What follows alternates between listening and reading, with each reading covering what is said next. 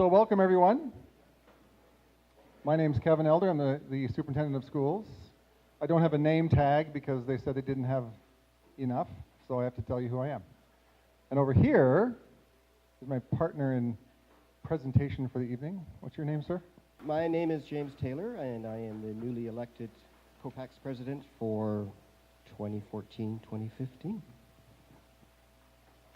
And we have the distinct honor of hosting you for the parent involvement meeting for the 2014-15 school year. We have a chance this evening, in accordance with Policy 1100, we used to call this the Policy 1100 meeting, we can now call it the parent involvement meeting, to be together in community to talk about elements of what we do together that inform our partnership as members of the community, as parents, as staff members, as school board members, as members of the community. You have, in your parts of our school district, elected 7 trustees, and the trustees have elected as their chair Victoria Martin, so I thought Victoria might want to say hello, and she's ready to do so, I think. Thank you all, and thank you to COPACs for organizing this, and on behalf of our Board of Trustees, it's a complete honor to be here. There are a number of us who on the board who actually came up through the COPACs organization. We have Tim Dunford as a past president, Nancy Gordon's a past president, myself as a past co-president. And so we know how important this meeting is. So first of all, I really want to thank you all for extending your day and coming out here this evening when I know many people have many, many other things on their to-do list. So we really appreciate it, and we know that this is a very important meeting for all of us in terms of having the conversations. And so on behalf of our board, thank you. Policy 1100 speaks to parent involvement and has us gather once a year in community with the expectation that every school will have present at least one administrator, both, or in the cases where there are 3, all 3 if possible, but there are always other commitments, so we get at least one person from each school, and as many members of the Parent Advisory Council executive as can come. So in some cases there are a few of you. I think in all cases there is at least one representative of the PAC executive. And to join in a conversation with each other, supported, facilitated by the school district in partnership with COPAC's leadership, to talk about 3 things. One is the role of parents in general, and certain aspects of parent involvement in particular as it relates best to the times that we're in and the priorities that we have. The other is priorities for the district and the province during the particular year that we're in. And the third thing is an open item that is set from year to year based on the times, and that is usually under the leadership of the parents. So COPACs has taken the lead this year, as is usually the case, and has prepared a program for after the break between the 8 and 9 o'clock time frame. So we'll do the first 2 parts in the remaining time between now and break, maybe 40 minutes. And we'll have a break where you can connect with each other, and then we'll come back to a workshop facilitated by James.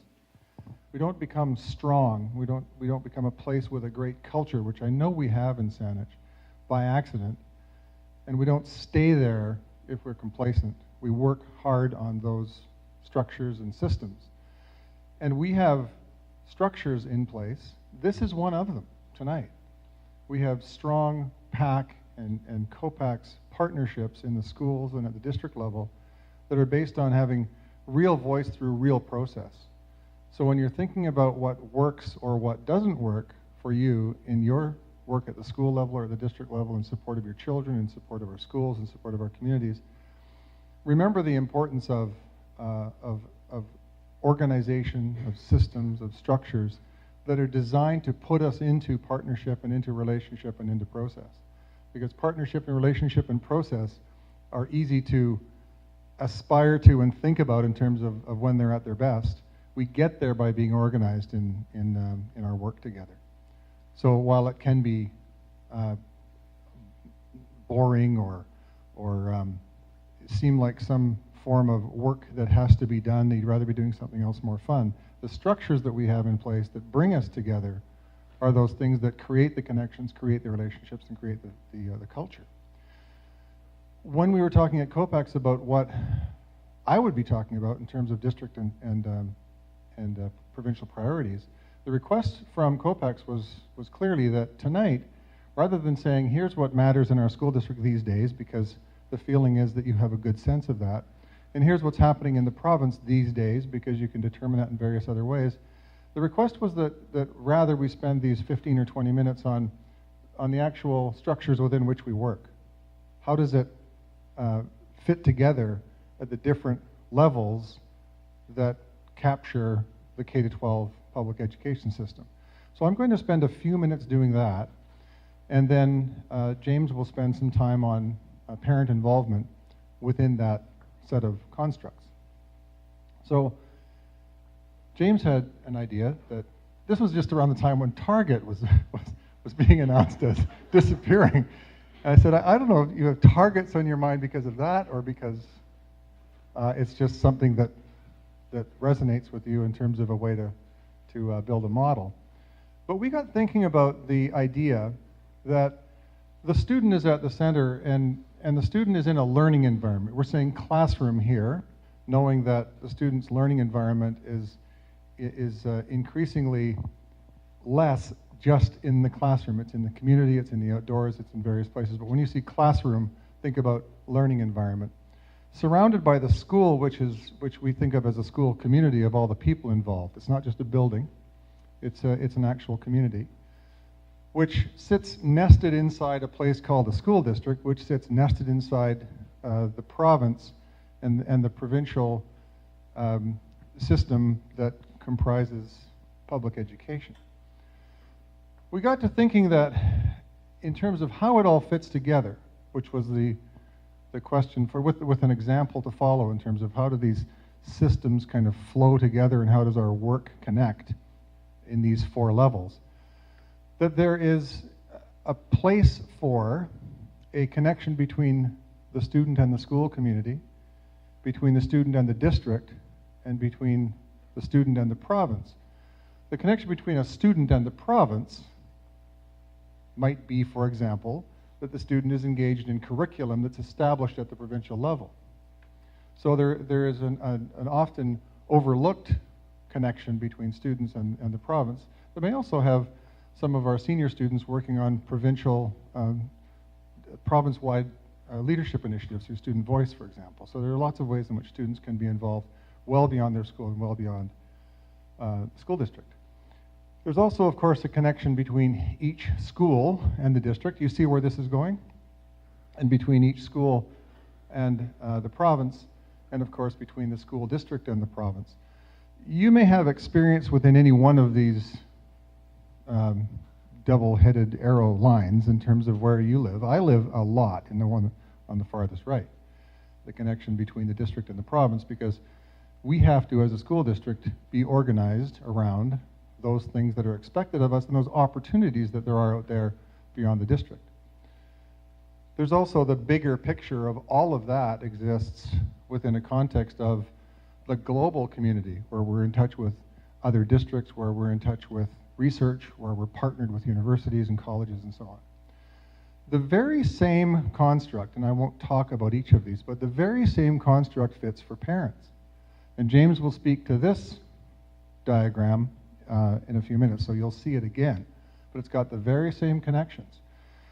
You working in service to your child within a school can link beyond the school as a parent to the school district and the province. And then there are these connections as well that are in these acronyms here with the Parent Advisory Councils, Saanich's Confederation of Parent Advisory Councils, or COPAX, Confederation of Parent Advisory Councils of Saanich, the BC's Confederation of Parent Advisory Councils being the provincial organization. So there's a nested set of relationships for parents in the same way that there's a nested set of relationships for those of us who work and live every day inside the school system. And then there's the entire parent community that has the same sort of beyond the boundaries connections to research and to others that is the case for the school system in general. The previous diagram that spoke of the province and the district and the school and the experience of the child, we thought in terms of organizing for this conversation about what are all the pieces and how do they fit together, it might be worthwhile in response to the question of what are the pieces and how do they all fit together, to remind people here, you as participants tonight, of what some of us take for granted because we just live in this world. And I appreciated the question at COPAX, which was, for those of us who don't live in this world, what are all the pieces and how do they fit together? So it starts with this, the province with its statutory responsibility for K-12 education, including, most importantly, always to me most important, public education. The cabinet, which has a role to play in terms of establishing the rules within which we work. The Minister of Education and the Ministry of Education. There are other provincial entities that have a lot to do with our world in public education. Treasury Board, the Premier's Office, many places that aren't specifically listed there. But in a nutshell, very briefly, because it's obviously much more involved in this in terms of what happens in these places, the legislature is responsible for the School Act and legislation that affects it. So if legislation is passed that affects something to do with the School Act, it changes the School Act. The cabinet is responsible for orders in council, which may be appointments of people to special positions in government, for example, but may also be regulations. So when you look up orders in council, which come from cabinet, you will see the regulations. Regulations are a very important part of what we have to understand every day in our work. There is a school calendar regulation. There's a thing called the school regulation, which is the big one, which is many pages that sets out things like duties of teachers, duties of principals. So the school regulation is one that can be some fun reading if you want to see what rules we live by. The Minister of Education has the authority to issue ministerial orders, and ministers have issued orders to the system to do certain things that have been challenged in the courts and been found to have improperly landed there. They really should have been back up in regulation with cabinet or back up in legislation. So the minister has to be careful with what she or he decrees by way of a ministerial order in telling the system what to do. And the Ministry of Education is responsible for provincial policy. They have administrative oversight of all services. They can tell us what to do as well. When the ministry says, here's the new grad program, it's the new grad program. The school district has a similar construct. The board, the district's management team, departments, and the structures within which we work. And the board has a critical role to play in service to community with respect to overall governance, responsible for all policy, responsible for senior hiring, responsible for community outreach, responsible for the standing committees of the board that make all the critical recommendations to the board, and for advocacy or ensuring that the community is engaged in good dialogue about what matters most in service to children these days.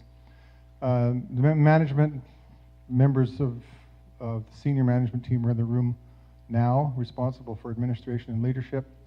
We have departments that oversee those kinds of things. We have structures. This is back to the point about structures where we organize ourselves to make a difference by putting people together with purpose in places like the Professional Growth Council and in operations where we fit together, for example, with the Saanich Teachers Association around professional development through the Joint Pro-D Committee. SSLG is the Superintendent Student Leadership Group, which is a district-wide group of students who, from middle and secondary, who come together roughly once a month, usually a little less than that based on all the work students have to do, to talk about what matters most to students by way of their leadership and their contribution to decision-making in the district. And of course, our ongoing regular organized connections. So each of these parts of the circle that nest within each other has within it a set of structures. The school community, the school basically, has the same thing. The students are inside that circle as engaged as they can be, and also participants in setting direction. We want students to be involved in determining not only their own directions, but the directions for the school and the school system. Parents are involved in supporting the school and supporting the Parent Advisory Council as well as their children. The teaching and support staff are working in community with each other. Again, the structures that we have within schools and across the district to have our staff members working in community in service to children and families in community are ongoing and make a huge difference. Administration I put here as leadership and management. And at the inside was the students and their learning environments, and I thought about this in terms of students who are experiencing invitation and pervasive care and engagement and support. Notice that, at least from my point of view, I didn't start that with academic success. They'll have that if they have these. So our job is to make sure that we have students experiencing those things so that they can be positioned to experience every kind of success, including academic success. We have classrooms that surround the students, led by caring and competent teachers. We have parents working in support of their own children, but also in support of all children and support of the school, and being in regular communication with staff in particular.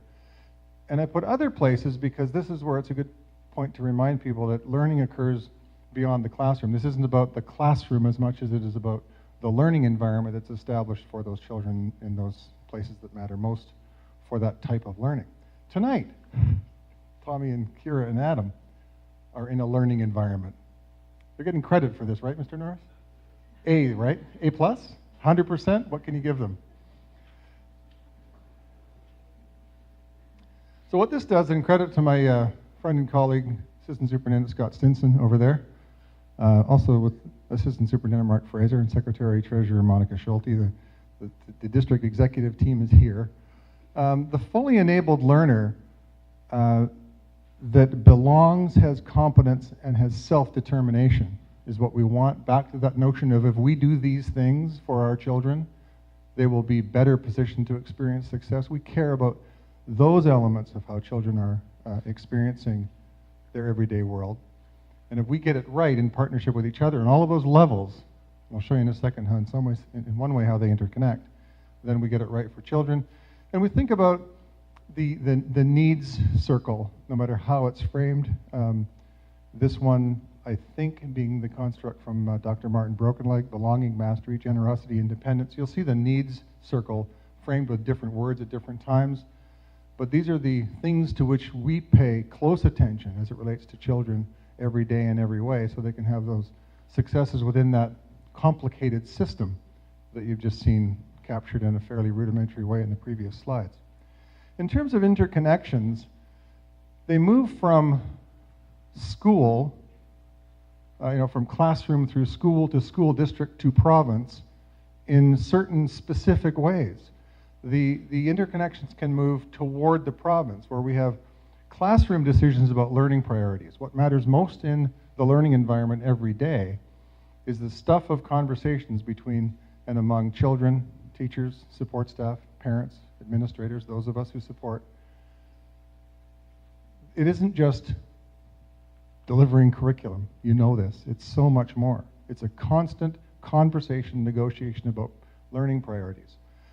That moves to the school level in terms of professional development, parent connections, the creation of a school plan. The school plan itself really matters because it captures the priorities that year and for a 3-year cycle on an ongoing basis. What matters as much or more is the priorities that you've established in your schools as meaning the most for your children at that particular time. But that moves forward into district priorities for programs, funding, and accountability. The school district, through the work of you in partnership, representing whomever you do in school district conversations, those of us who actually work at the school district level, the Board of Education, priorities are set not based on what the province tells us we must do, and not based on us sitting in rooms and scratching our heads and wondering what might be cool this year. They emerge from the school level, from the classroom level, and the board will be deciding on next year's budget in a couple of months based on what's above to the left more than anything else, what matters most. So there's the interconnectedness of classroom, school, and district. And then those ideas funnel into a conversation at the provincial level, where it often feels as if we receive that stuff, we contribute to that. We are the ones who, through this process, the interconnectedness of this variety, contribute to decisions at the provincial level about what matters most by way of directions that are set for the whole system.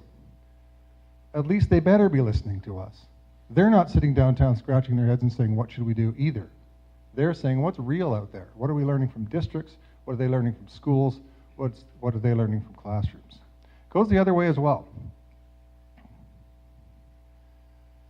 There is something that we don't have the ability to funnel into government and say, please make this so. We just get this. What we get is the provincial budget. So we will know the provincial budget soon.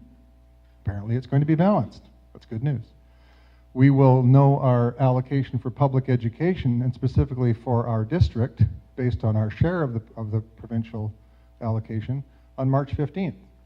So that funding announcement flows to us for district planning for the next year, based on our current priorities, which come from, guess where? The previous slide: schools, classrooms, conversations.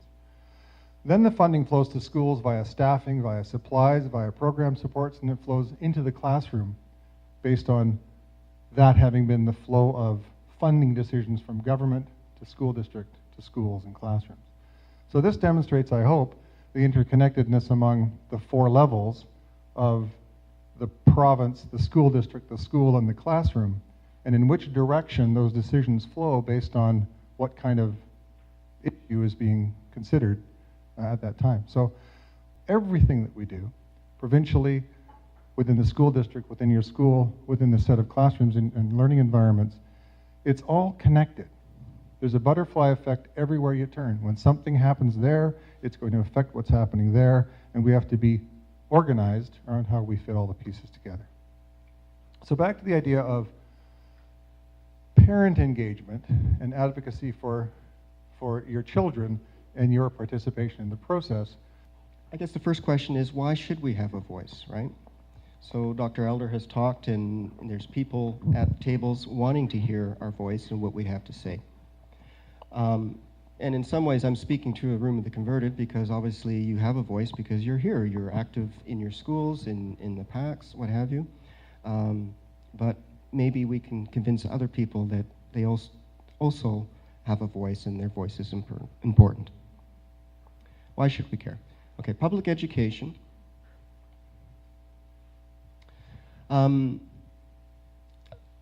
Earlier this fall, I was working on a presentation, and I came across some research studies, and I just thought that was kind of interesting. So when parents are involved in their children's learning, they perform better academically at school, they attend school regularly, show improved behavior and have better social skills, and adapt well to school.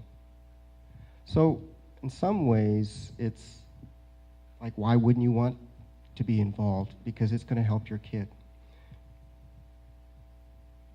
And graduate and go on to post-secondary education. So part of that is by being involved, you have a relationship. You're connected to your school. You're, with that relationship you formed with the school, you're getting information about what's going on in the classroom and how to support your child's learning in the classroom. And you're also passing information on about your child, your family, your community, that is important to understand how they're going to learn and work in the classroom. So we're just talking about us as caregivers, as parents, but if we think at the macro level, the role of public education, right? It's the cornerstone of our democracy. So a well-educated population provides very tangible benefits. And again, just kind of some highlights of some things. I think there was a particular study, and again, if you want the reference for this, email me and I'll pull it up, but just to kind of give you a sense. High school grads are more knowledgeable of the behaviors that contribute to a healthy lifestyle, better health status over people that don't graduate from high school. You look at the area of corrections, Then this one particular study, they followed 84,000 students, and of those that graduated, of those 84,000 students, 61% graduated and 39% didn't. And the way that translated in terms of corrections, those that graduated spent less time incarcerated than those who didn't graduate. And if you're interested in just kind of bean counting and economics and budgets, well, as a society, as a taxpayer, we save a lot of money by not having to incarcerate people. And again, looking at social assistance, I think this was the same study. 7% of high school grads receive income assistance, and for non-grads, 1/3 are recipients. So if you didn't graduate from high school, you probably don't have the skills that you need to get by, and you're more likely to need help from society and the social safety net. So as I mentioned earlier, and as Dr. Elder talked about, really our schools are communities. It's these connections of people and these relationships. And a student's success in the public school depends on the relationship of all of the partners, and particularly parents. We need to be involved in that. And this is a wonderful poem that Kevin found. Somewhere there are people to whom we can speak with passion without having the words catch in our throat.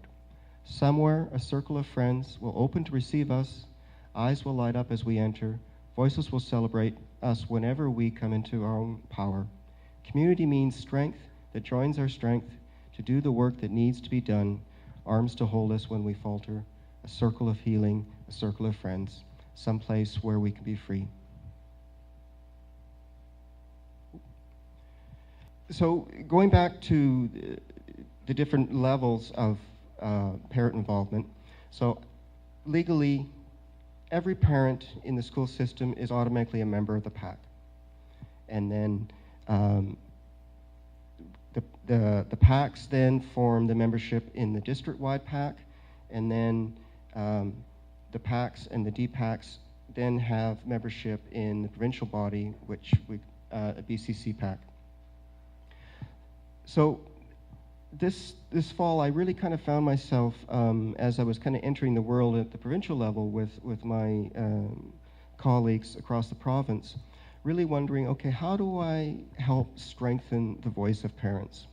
And I think what I saw happening was that just as the school district is listening to us at COPACs and that the schools are listening to the PACs, the same thing is happening at a provincial level. So it was really interesting for me to see that all of the key players at the provincial level wanted to know what parents were thinking and what they had to say. They wanted to hear our voice. And so for me, at COPACs, it's what can I do as COPACs to strengthen your PAC, your school community, so that you are in touch and are engaged with the parents in your community, so that those people feel like they have a voice. And so if we have a strong, healthy PAC, a strong, healthy school community, then that filters up, and then we have a strong, healthy parent group at the district level, and then that'll contribute then on to the provincial level. So the next part of the evening, I thought it would be good to think about parent engagement. What do we mean by that? I think it could mean a whole lot of things. So for me, when I think of a parent as being engaged, it doesn't necessarily mean you have to become president of COPACs, or you have to be involved in the PAC. It could be simply as having a relationship with the teacher, saying hi to the crossing guard, taking a moment to talk to some of the other parents on the playground. These are all kind of relationship things. And I think, that is about being engaged. It's being connected to the others in that school community. So the second part, I want us to think about what are some of the barriers in your school community for people to be engaged, to be connected, to form those relationships with other parents, with the staff within the school, and within the district. what are the barriers from them in making those relationships, and what is preventing knowledge about the system and how they can participate in that and how they can share their voice. So we're going to take our blocks and we're going to choose one side of the block and we're going to write on it a barrier to parent engagement. So talk amongst yourselves. What do you mean by parent engagement? What does it mean in your community? And I think everyone has 6 blocks. You can come up with 6 ideas, and then I want you to build a wall. So every table should have a wall with a barrier written on it. The brick we chose was work schedules, because that's a big thing for a lot of the parents in our school, is not being able to actually get into the school during the week because they work Monday to Friday.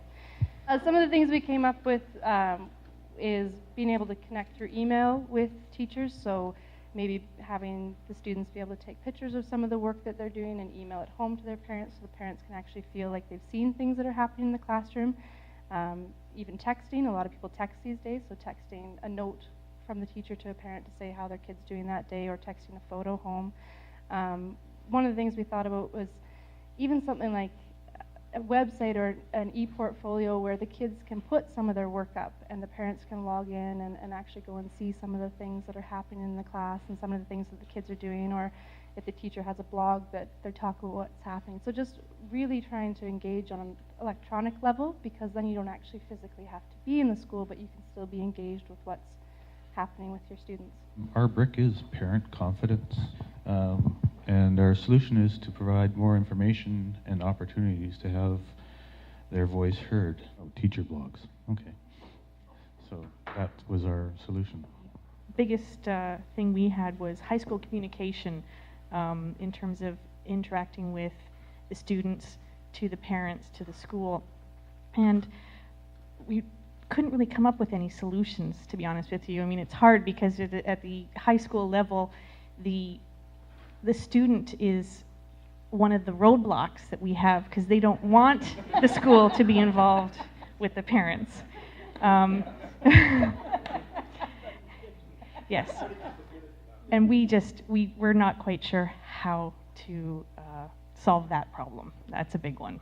And it goes back to communication, which is what you were talking about, and validation of voice, which is what you were talking about. So we think that communicating, parents are so stretched and busy that it's going to have to be some kind of easy way to communicate. So we have one school that does have a Facebook page, their PAC, not the school itself, but the PAC organization.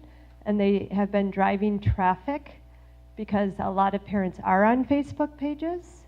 So they can get a post from the school and it will help drive traffic to their site, and it improves communication. And then we also came up with the idea of a survey. Because if you throw a survey out there on SurveyMonkey and it only takes 4 minutes to complete, and you're asking parents maybe 10 questions or so, you can scan and get results of a mood out there of what direction parents want to go in or how they feel. And it also gives them a way to validate their opinion. So I think a lot of times parents are frustrated with the school or whatever it may be, but if you give them an avenue to vent or to make their voice heard, that can be powerful for the parents.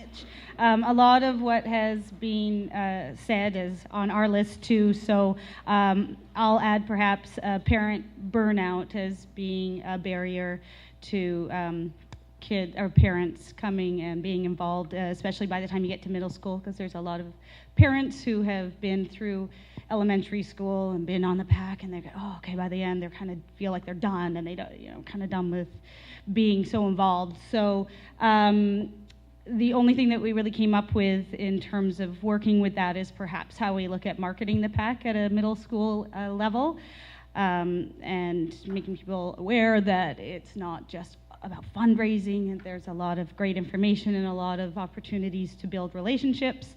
And I think that's our main point other than all the ones you guys already came up with?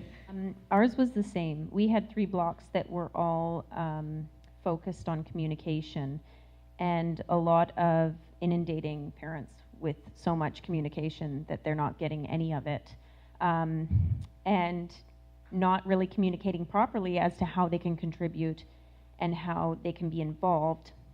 Our solution was that we need to find a way that we can have frequent and precise communication, but we struggled through or struggled with what would be the best. We didn't actually come up with a solution in that sense.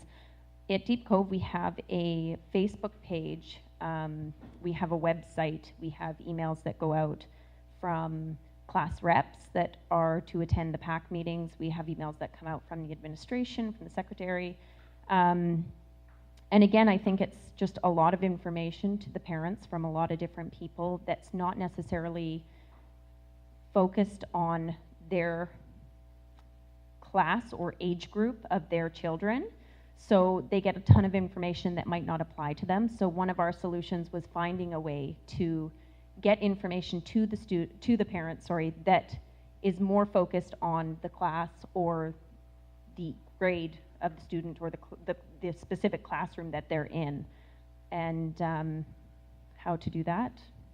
Have class reps show up to the PAC meeting and perhaps organize that information for them, but then we also have the problem of having the class reps show up to the PAC meetings. So how do you ask them to definitely come to it, and then, the next year you don't have any volunteers? So we were kind of stumped at that. When we're working with children and with each other as adult learners, one of the things we try to do is construct meaning.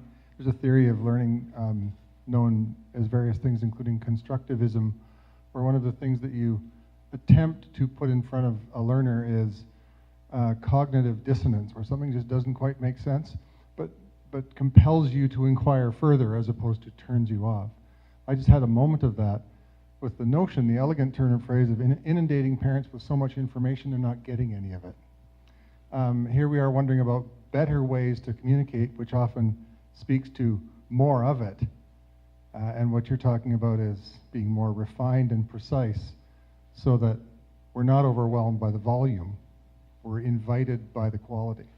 Really interesting idea, thank you. The barriers we discussed was the issue of time, and obviously time is a huge factor for everybody. And so some of the solutions we discussed was to encourage parents to take time to inform themselves. So taking advantage of the websites of the school and the district and getting the information there. Setting priorities, so encouraging parents to identify what's really important for their children. Is it going to that swimming class, or is it taking that extra time to do reading or the homework, what have you? Having balance, and really letting parents know that any contribution they can make is of value. So it doesn't mean that you have to be at the school. It can be any contribution you can make. And the PAC at our elementary school actually tried a new system this year where we identified all the events that we typically do throughout the year, and we forwarded it to the parents requesting any contribution to help make those events happen. And it just gave the parents a head start at looking how they could contribute to the school without having to make a huge commitment and hopefully get involved. We said time is the big issue, and combine work and social time, changing the setting, maybe bringing a friend to a meeting, like our kids do for Scouts or Beavers or any of their other groups are in. I hope that this is a good starting point. I'm not looking to fix the world today, but I'm hoping that we can think about parent engagement and be creative about things that we might want to do. And we had some wonderful ideas today, and some wonderful analysis of the challenges that we have. So once again, I really appreciate everyone coming out tonight and participating, and for all the work that you do in your schools and your communities. That's very much appreciated. Finally, just as you go away from tonight, if you could have another learning construct in your mind, and it's a model of adult learning that I think applies to youngsters as well, which goes very roughly as what, so what, now what. What did I get from that? What did I actually, what's my takeaway? And as importantly, so what? What difference does it make to me? And what difference does it make to the people from my school and the people with whom I interact and the people that I support on a daily basis, my family included? And then finally, now what, which is also a critical thing to be thinking about beyond what and so what, which is what am I going to do about this? And I heard some real takeaways from tonight on all three levels. What matters, why does it matter, and what am I going to do about it? I look forward to following up with you individually in your schools, collectively across the district through COPACs and otherwise, as we struggle with these really important questions, and do so in a way that, to me, really makes a lot more sense now than when I came through the door earlier tonight, and that's a credit to you. So thank you.